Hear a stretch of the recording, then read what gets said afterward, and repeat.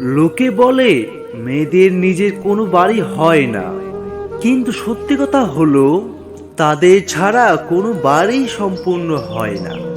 মেয়েদের জীবন বাড়ি থেকে দেখাশোনা করে বিয়ে দেওয়ার পর যদি সংসার ভেঙে যায়, কি করবি বল?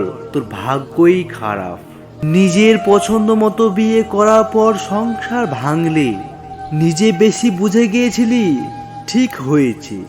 আমাদের সমাজটা এই রকমই, তাই নিজের মতো করে বাঁচো।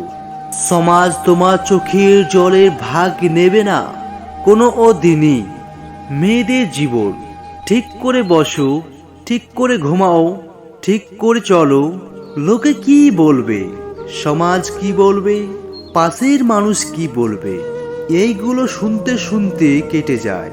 আমরা এমন দেশে বাস করি যেখানে মেয়েরা নিজেদের নিরাপদ মনে করে না।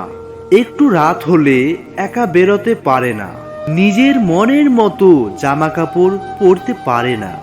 কোনো ছেলে বন্ধুর সাথে রাস্তায় দাঁড়িয়ে কথা বলতে পারে না।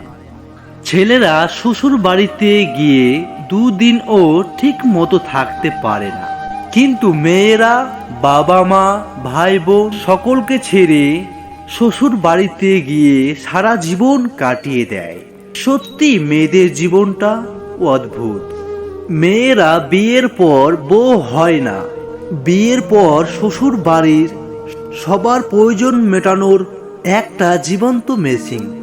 একটা মেয়ে সবসময় অসহায়, কখনো তার পরিবারের কাছে, কখনো তার স্বপ্নের কাছে, কখনো ইচ্ছের কাছে, কখনো ভালোবাসার কাছে। সত্যি মেয়েদের জীবন